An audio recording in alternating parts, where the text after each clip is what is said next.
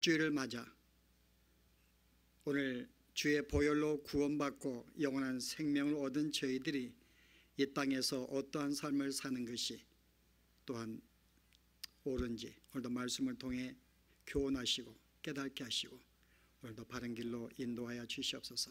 예수 이름으로 기도합나이다. 아멘. 이제 오늘부터 이제 나팔 재앙에 대해서 함께 나눠보려고 합니다. 여러분들이 관심이 있는지 모르겠네요. 일곱인, 일곱 나팔, 일곱 대접 뭐 그런가 보다 생각하시면은 맥이 빠질 수가 있는데 하나님 마지막 때에 어떠한 일이 벌어지는지 마태계 성도들이 알아야 되고 신앙을 준비하는 의미에서 특별히 이 나팔의 재앙이 뭘 의미하는지 여러분 나팔 그러면 뭐가 생각이 나요? 우리가 오늘 이 7개의 나팔에 나타난 재앙을 함께 나누기 전에 그 내용이 무엇을 암시하는지 먼저 알아야 됩니다. 나팔은 나팔. 이 나팔을 생각하면은 여기에 뭔가 메시지가 담겨 있는 걸 알아야 돼요. 여러분 생각에 나팔의 기능이 뭘까요? 구약에서 나팔은 언제 불었을까요? 그냥 나팔을 분다는 개념은 실제 구약에 나팔을 불 때의 어떤 의미를 지금 교인들에게 상기시키기 위해서 나팔의 재앙으로 등장하는 것입니다. 몇 가지 기능이 있어요. 구약에는. 그러나 첫 번째 나팔은 언제 부는가 하면은 여러분이 여호수아 6장에 보시게 되면은 하나님께서 이렇게 명하십니다. 6장에 제가 4절 말씀 읽을게요. 제사장 7은 7 양각 나팔을 잡고 언약궤 앞에서 행할 것이요 제7일에는 성을 7번 돌며 제사장들은 나팔을 불 것이며 제사장들이 양각 나팔을 길게 울려 불어서 그 나팔 소리가 너희에게 들릴 때에는 백성은 다 큰 소리로 외쳐 부를 것이라. 그리하면 그 성벽이 무너져 내리리니 백성은 각기 앞으로 올라갈지니라 하시매. 자, 여기에 우리 첫 번째 나팔이 등장하는데 이 나팔은 여리고 성의 죄악을 심판하는 멸망시키는 소리입니다. 그 실제 제사장 나팔을 불 때에 여리고 성은 무너졌고 거기에 가는 모든 성도는 죽임을 당하고 도륙을 당했어요. 실제 이스라엘 백성을 지금 하나님이 가나안 땅에 보내신 첫 번째 이유가 뭐라고요? 가나안 땅을 심판하기 위한 것입니다. 하나님이 아브라함에게 가나안 땅을 허락해 주었어요. 근데 즉시 주지 않았습니다. 그의 후손들이 다 애굽으로 내려가서 400년 동안 살았어요. 그 이유는 가나안 땅의 죄악이 관영치 아니했기 때문에 하나님이 그들을 심판하고 다 내쫓은 다음에 아브라함이 그 땅을 줄 수가 없었어요. 죄악이 아직은 없었기 때문에. 그러나 이스라엘 백성이 이제 400년간 애굽 땅에 있으면서 그 사이에 가나안 땅의 족속들이 다 죄악에 관영했습니다. 그래서 하나님이 이제 그들에게 땅을 주시는데 먼저 그들을 심판하시고 땅을 주시는 거예요. 그 실제 여기 첫 번째 가나안 땅을 점령하는 사건이 나팔을 불었고 나팔을 분 사건으로 말미암아 가나안 땅이 점령을 당하는 것입니다. 그래서 이 나팔 소리는 하나님이 세상에 대한 심판이에요. 죄악에 대한 심판을 나타내기 위해서 나팔을 붑니다. 그러면 오늘 이 나팔의 재앙은 우리가 첫 번째 뭘 연상해야 돼요? 하나님의 심판이구나 라고 마음속에 가져야 됩니다. 자, 두 번째, 구약에서 나팔을 또 언제 불었을까요? 한번 보실래요? 나팔을 언제 불었는지. 여러분이 요엘서에 보시게 되면은 2장 제가 읽습니다. 12절에 여호와의 말씀에 너희는 이제라도 금식하며 울며 애통하고 마음을 다하여 내게로 돌아오라 하셨나니 너희는 옷을 찢지 말고 마음을 찢고 너희 하나님 여호와께로 돌아올지니라. 그는 은혜로우시며 자비로우시며 노하기를 더디하시며 인애가 크시사 뜻을 돌이켜 재앙을 내리지 아니하시나니 주께서 혹시 마음과 뜻을 돌이키시고 그 뒤에 복을 끼치사 너희 하나님 여호와께서 소제와 전제를 드리게 하지 아니하실런지 누가 알겠느냐. 너희는 시온에서 나팔을 불어 거룩한 금식일을 정하고 성회를 선고하고. 자, 나팔을 언제 불라고요? 백성들의 죄를 지적하면서 그들이 돌아가게 하기 위한 국률의 메시지로 나팔을 불게 합니다. 너희는 통회하고 애곡하며 주께로 돌아오라는 거예요. 자, 이 날을 정하고 이 날에 너희는 나팔을 불 것이며. 그래서 이 구약의 이스라엘 백성들의 나팔을 분다는 개념은 하나님이 적들을 심판하시는, 죄를 심판하시는 하나의 메시지가 있지만은 또 하나는 백성들의 죄 가운데 있는 백성들을 그 길에서 돌이켜 하나님께 나오게 하는 메시지가 여기에 담겨 있어요. 이런 기능으로 구약에서 나팔을 붑니다. 물론 몇 가지 의미가 있어요. 왕들이 자리에 앉을 때 하나님이 영광을 받는 주의 나라가 임재할 나팔을 붑니다마는 오늘 여기에 특별히 요한계시록과 볼 때 이 두 가지의 내용은 우리에게 나팔의 재앙이 뭘 의미하는지를 알 수 있을 것입니다. 첫째가 뭐라고요? 이거는 세상에 대한 심판이다. 하나님을 떠나서 죄악 가운데 있는 세상에 대해서 하나님이 주시는 심판, 물론 최후의 심판에 대한 하나의 암시로 주시는 거죠. 자, 두 번째는요, 그 죄악 가운데에서 돌이키게 만들기 위해서 다시 주께 돌아와서 통회하고 주의 자녀로 부르시기 위한 그런 목적으로 나팔을 붑니다. 그럼 오늘 우리가 첫 번째부터 네 번째 이 나팔의 재앙은 우리가 이것이 뭘 의미하는지 이미 메시지는 우리가 본질적으로 알고 있습니다. 죄악에 대한 심판이요, 그 죄악 가운데 주의 자녀를 돌이키게 하기 위한 은혜의 나팔 소리구나. 자, 우리가 이제 개념을 갖고서요, 이제 우리 한 가지 구체적으로 오늘 한번 나팔 재앙을 볼까요? 자, 오늘은 네 개 나팔만 보려고 하는데요. 자, 이 재앙을 받는 대상이 누구입니까? 자연입니다. 첫째 나팔을 볼 때 땅에 있는 모든 식물들이, 나무가 3분의 1이 불탔고요. 두 번째 나팔을 볼 때에는 바다가 피가 되어서 3분의 1이 생물이 죽게 되고 거기에 배들이 파손됩니다. 세 번째 나팔을 불었더니 강들과 그다음에 하천들과 어떤 이 샘물들이 거기에 쑥 쓴 곳이 던져져서 사람들의 물을 마시지 못하게 돼요. 네 번째는요, 해와 달과 별의 3분의 1이 기능을 발휘하지 못합니다. 그래서 오늘 이 네 개의 심판은 실은 자연에게 주는 재앙이에요. 자연의 재앙을 줍니다. 땅에 주고 바다에 주고 그 다음에 모든 강과 물가에 주고 그 다음에 자연, 이 천지를 주는 실은 자연 재앙이에요. 그 자연의 재앙을 내리면서 실제 누구를 심판하는 것입니까? 세상을 심판하는 거예요. 이 자연의 재앙을 주시면서 이 재앙을 통하여 사람들로 고통과 고난 속에 빠지게 만드는 것입니다. 실은 이 자연 재앙은 간접적인 거죠. 이들을 통하여 우리가 어려움을 당하게 만드는 거예요. 고통이나 죽임을 당하게 만듭니다.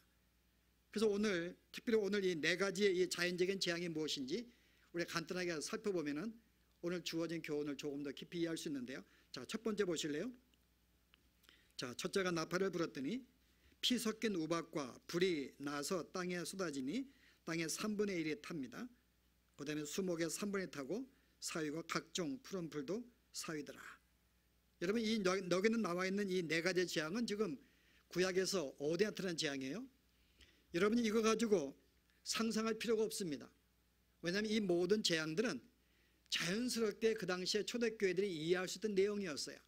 왜냐하면 그들은 이미 구약에 능통한 자들이었기 때문에 구약의 내용들을 우리는 인용한 걸 알 수가 있습니다. 그렇다면 이 내용은 여러분 어디 나올까요? 첫 번째 나팔, 불 섞인 우박에 떨어져서 모든 채소들을 이렇게 불타 없애게 만드는 이 재앙이 어디 나오죠? 출애굽 사건이에요. 여기 나와 있는 6가지의 모든 재앙들은 출애굽에 나와 있는 6가지 재앙을 그대로 반영하고 있는 것입니다. 그래서 이 재앙은 애굽에 내리는 재앙이에요. 이스라엘 백성에 주는 재앙이 아닙니다. 그래서 이 나팔 소리는 실제 하나님의 백성한테 주는 재앙이 아니에요. 그들을 멸망시키는 목적이 아닙니다. 세상에 대해서 심판하는 것이죠. 자, 우리 보실래요? 출애굽기에 어떤 이 내용이 나오는지. 이것은 7번째 출애굽 때 7번째 내려진 재앙인데요. 제가 출애굽을 잠깐 읽어보겠습니다. 9장의 22절에 보시게 되면은 여호와께서 모세에게 이르시되 너는 하늘을 향하여 손을 들어 애굽 전국의 우박이 애굽 땅의 사람과 짐승과 밭의 모든 채소에 내리게 하라. 모세가 하늘을 향하여 지팡이를 들매 여호와께서 내성과 우박을 보내시고 불을 내려 땅에 달리게 하시니라. 여호와께서 우박을 애굽 땅에 내리심에 우박의 내림과 불덩이가 우박에 섞여 내림에 심히 맹렬하니 애굽 전국에 그 개국 이래로 그 같은 것이 없던 것이라. 우박이 애굽 온 땅에서 사람과 짐승을 물어나고 물은 밭에 있는 것을 쳤음에 우박이 또 밭의 모든 채소를 치고 들의 모든 나무를 꺾었으되. 애굽에 우리가 출애굽 때 7번째 재앙을 지금 그대로 반영한 것입니다. 첫 번째 우리 내용은 실은 모든 채소들이, 여러분 생각해 보세요. 산의 모든 산과 모든 들의 이 채소 식물들이 3분의 1이 불타 없어졌다. 이거는 심각한 거죠. 실은 첫 번째 재앙은 하나님께서 이런 모든 땅에 있는 식물에게 하나님이 재앙을 주셔서 그것으로 사람에게 고통을 가져다 줍니다. 저는 지금 우리가 이 자연을 제가 잘 모르지만은 제가 이것도 한번 찾아보았어요. 과연 이 현대 지금 이 숲이 현재 이 지구상에 있는 숲들이 지금 어떻게 존재하고 있는가. 그래서 제가 이 놀라운 기사를 제가 몇 군데 보았는데요.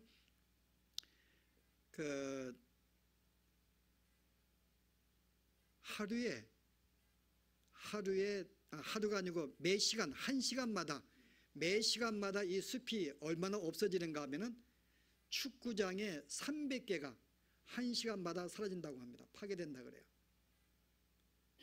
1시간마다. 그러면 어느 정도야? 하루면 이게 상상 없는 숫자인데요.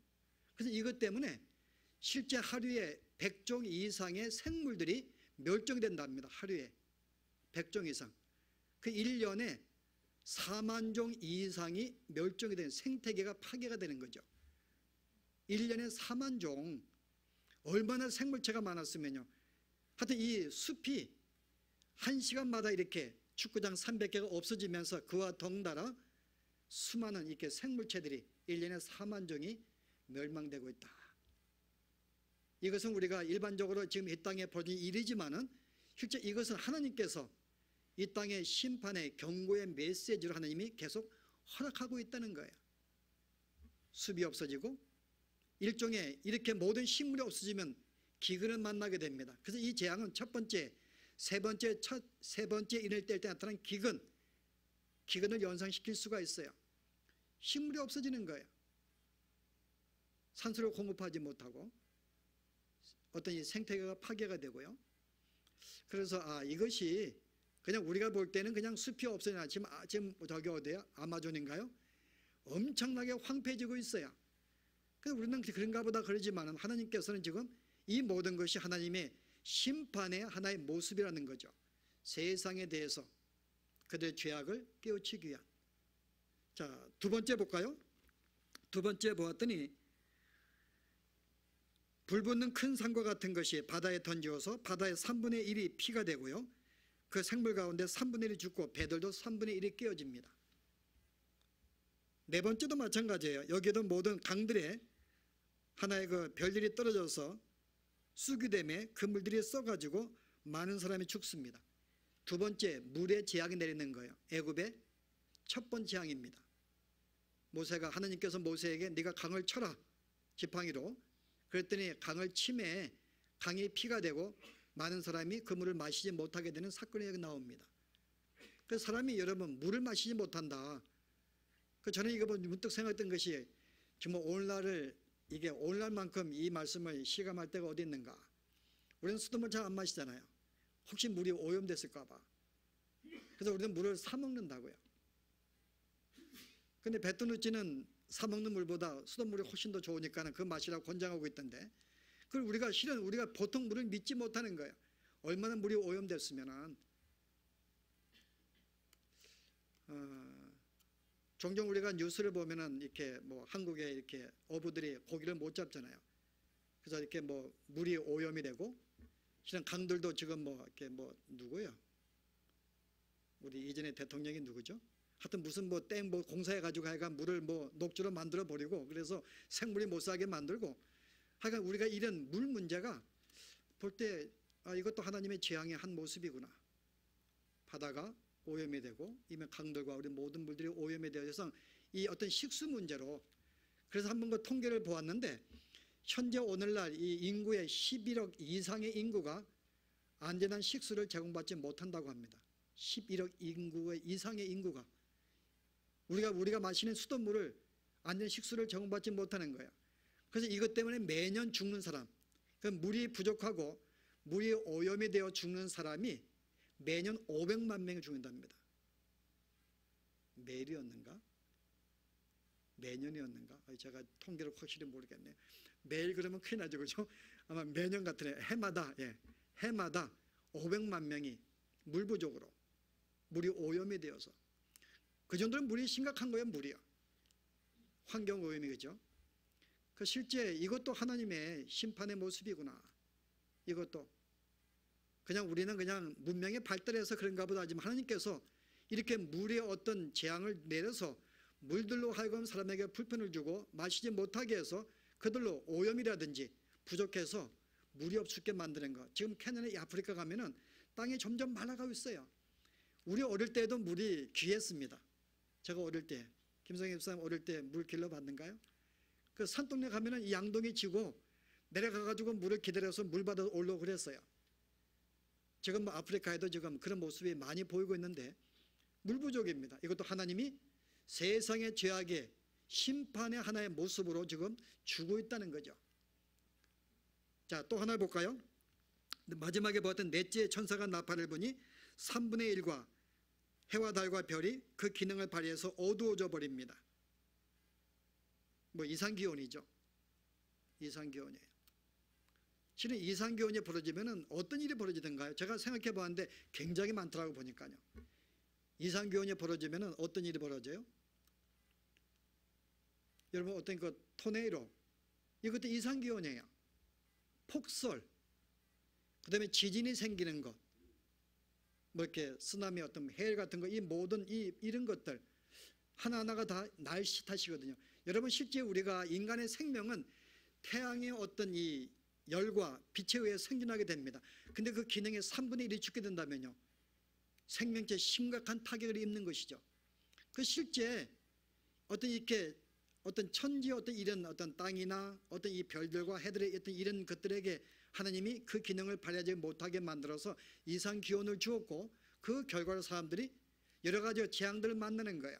지진을 만나기도 하고, 토네를 만나기도 하고, 가뭄을 만나기도 하고, 폭설을 만나기도 하고, 또 우리가 비가 많이 오는 뭐라 그래요? 비가 많은 걸 뭐라 그러죠? 호우, 집중 호우, 호우, 하여튼 뭐 그런 거. 아니 우리가 6월 되면 한국에 뭐가 벌어져요?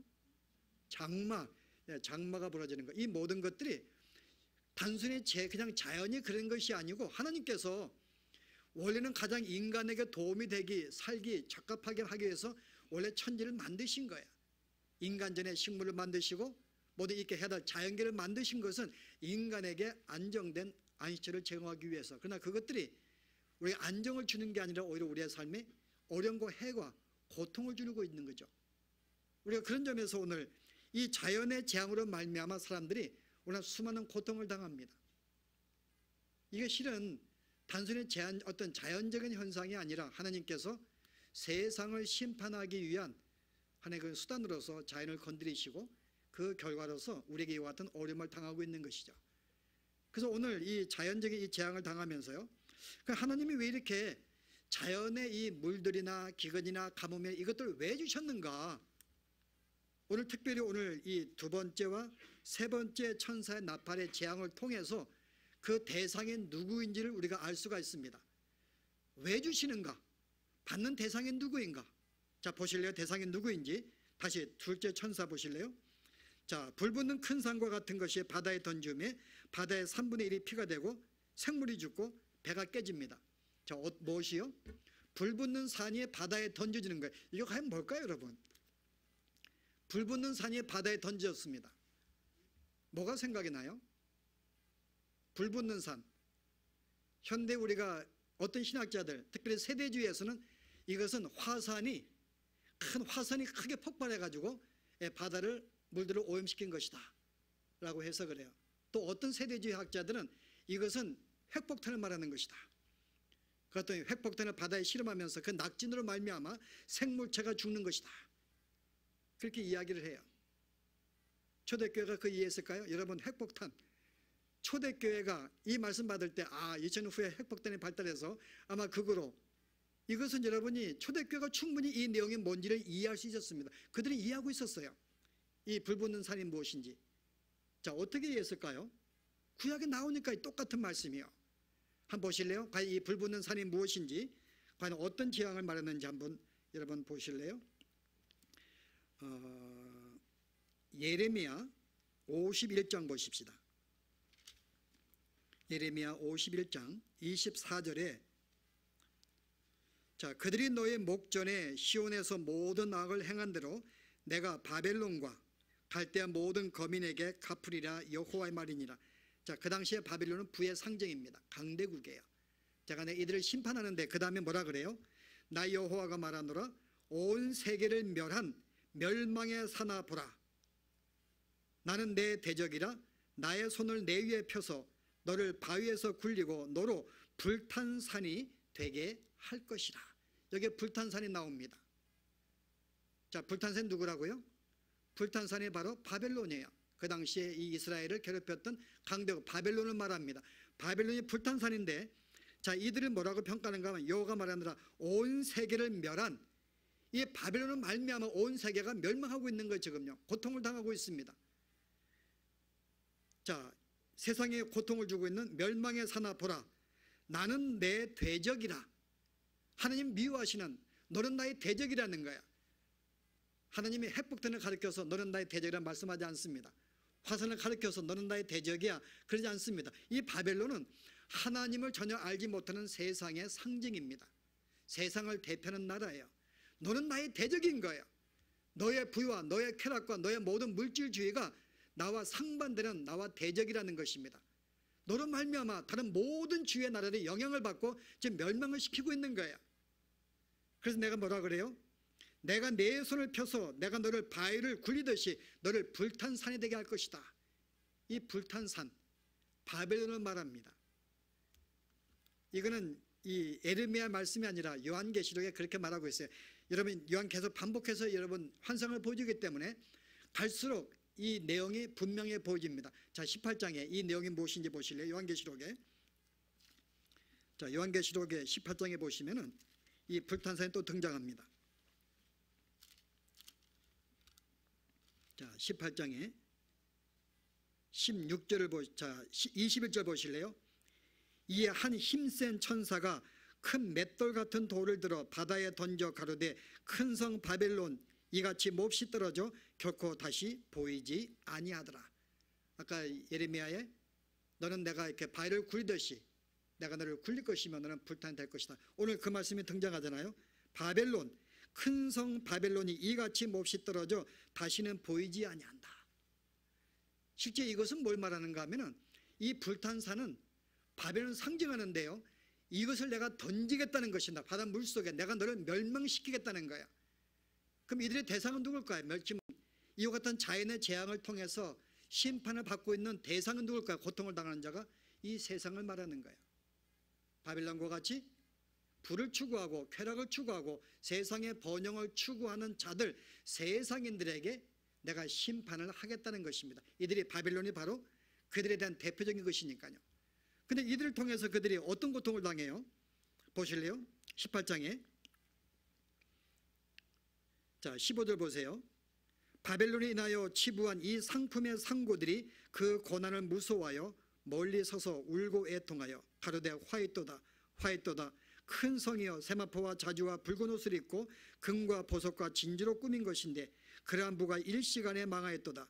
각 선장과 각처를 다니는 성객들과 선인들과 바다에서 일하는 자들을 멀리 서서 그 불붙는 연기를 보고 외쳐가로되 이 큰 성과 같은 성이 어디 있느냐 하며 티끌을 자기 머리에 뿌리고 울고 애통하여 외쳐가로되 화이또다 화이또다 이 큰 성이여 바다에서 배부리는 모든 자들이 너의 보배로운 상품을 인하여 치부하였더니 일시간에 망하였도다. 여기에 바벨론 의지했던 모든 상인들이 함께 옵니다. 배들, 왜냐하면 그 당시에는 이 무역이 배를 이뤘기 때문에 배탄 자들은 무역을 경제를 말하는 거예요.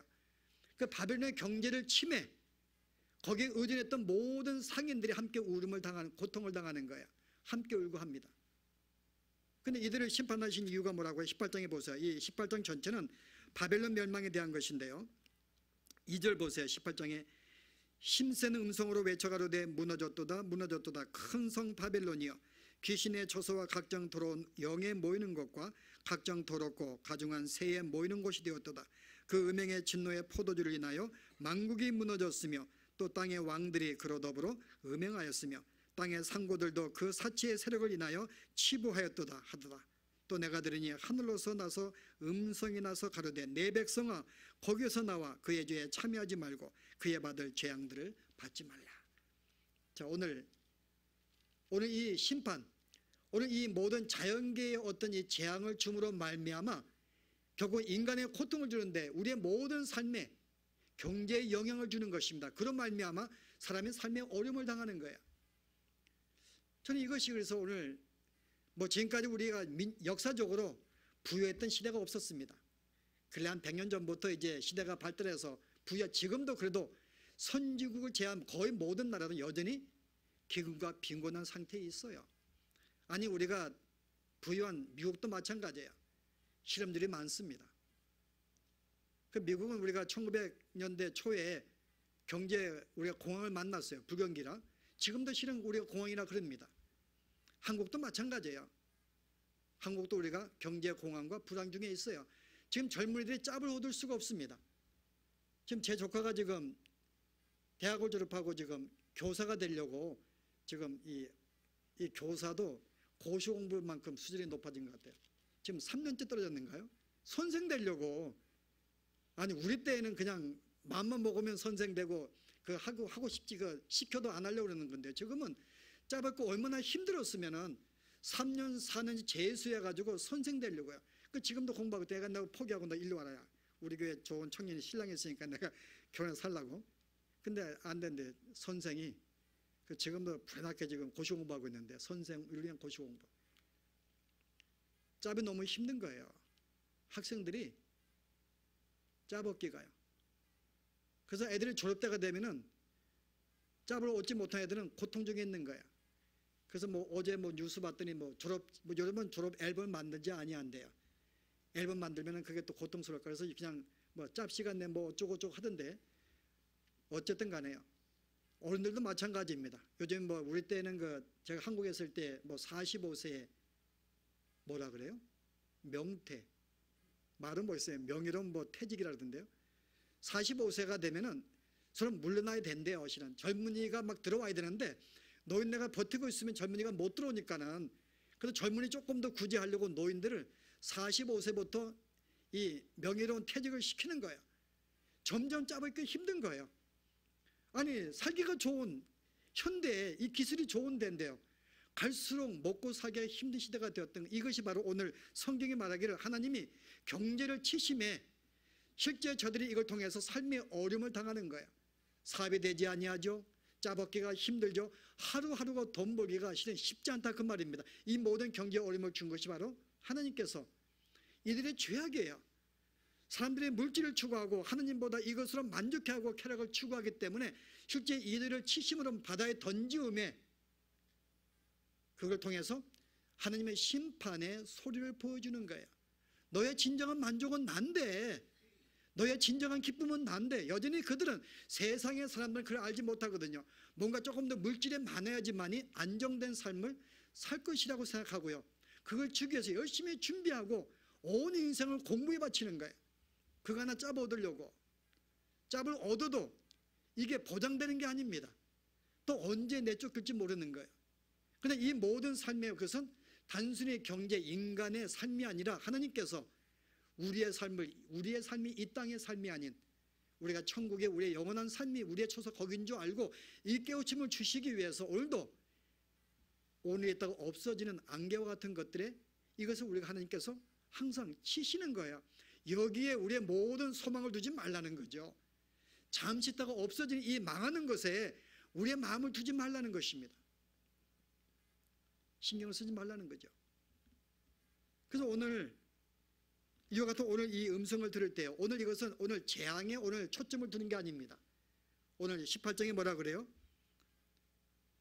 내가 이 재앙의 심판이 임할 때 사절에 보았더니요, 하늘로서 다른 음성이 나서 가로되 내 백성아 거기서 나와 그 죄에 참여하지 말고 그의 받을 재앙들을 받지 말라. 이게 오늘 메시지예요. 여러분, 오늘 이 심판의 메시지는 단순히 하느님의 세상을 심판한다, 우리의 실은 관심 있는 게 아닙니다. 오늘 여기 주 관심은 택한 백성들을 그 재앙을 통하여 하나님이 부르시기 때문에 이와 같은 징조가 있을 때 너희는 그것을 보고 그 마음을 돌이켜 나에게 나오라는 것입니다. 더 이상 세상에 몰두하지 말고 거기에 마음을 두지 말고 온 너의 모든 생명과 가치를 거기에 두지 말고 너는 내게 나오라는 거예요. 이게 오늘 우리의 주신 오늘 네 가지 재앙 가운데 주시는 음성입니다.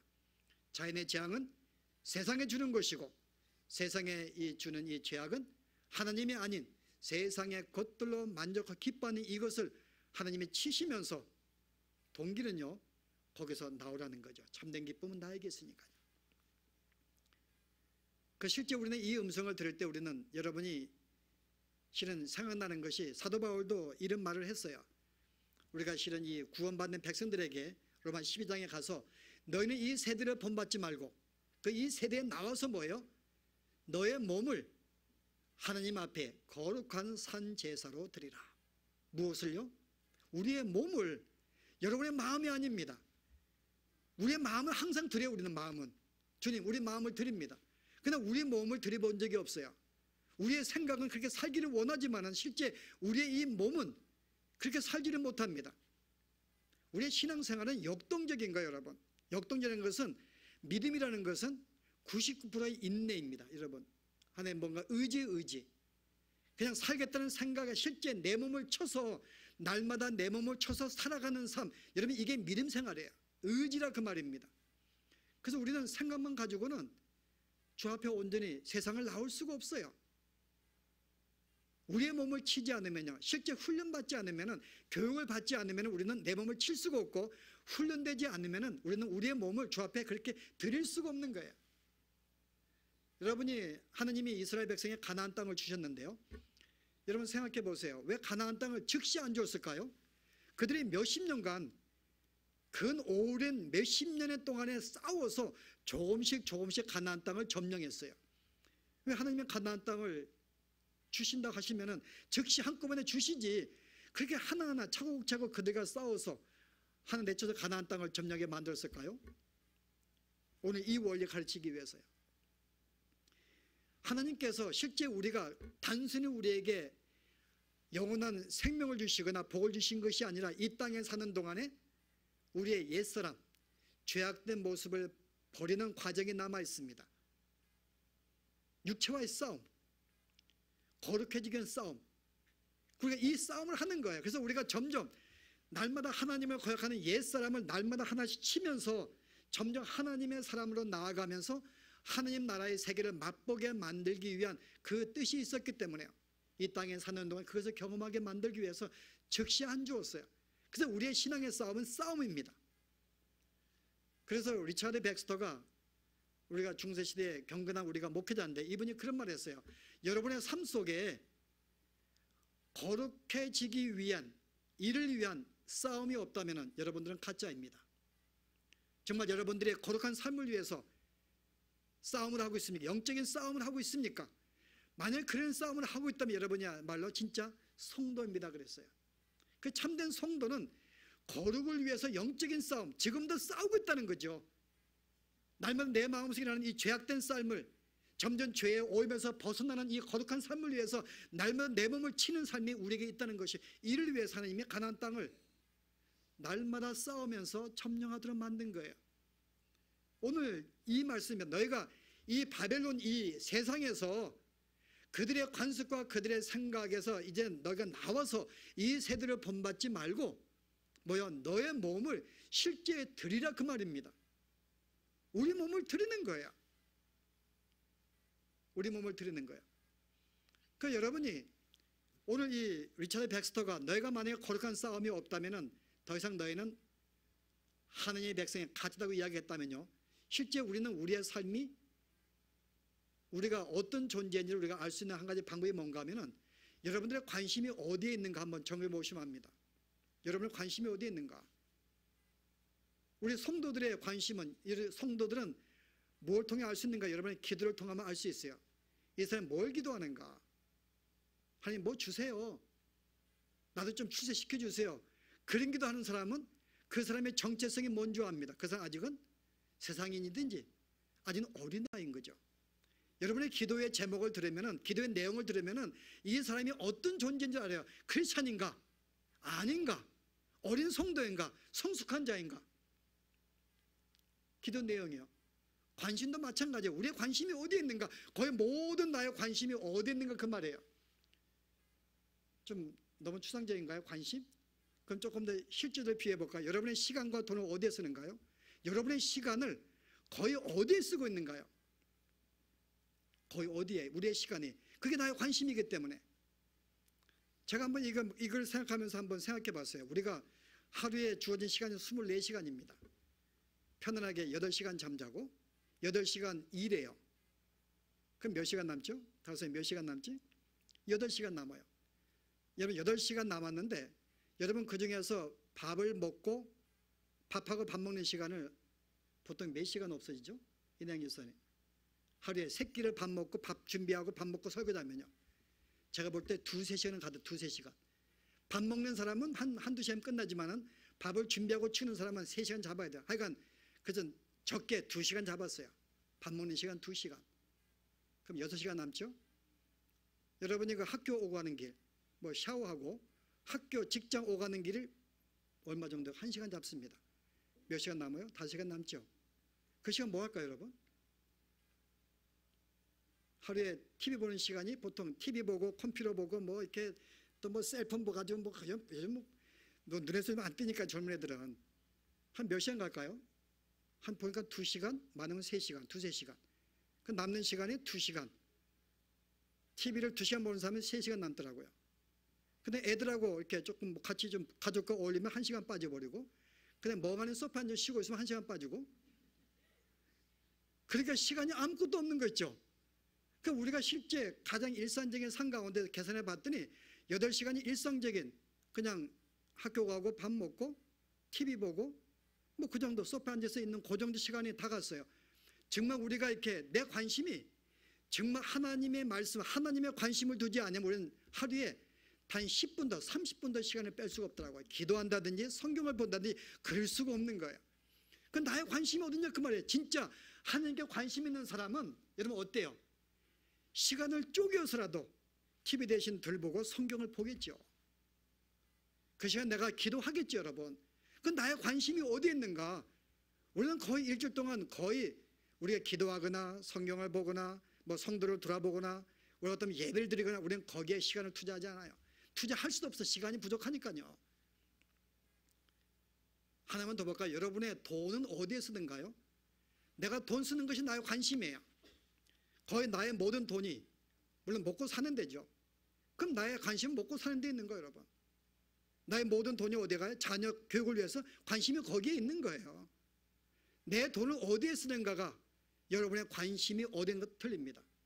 정말 내가 돈을 벌어서 조금이라도 내가 띄어서 어려운 사람에게 내가 이렇게 몰래 전해주는 그게 내가 한 번도 쓰였는가 돈을 여러분 훈련하지 않으면 안 됩니다. 우리가 내가 마음에 그런 마음이 생기면은 언제 그런 마음이 생겨 여러분?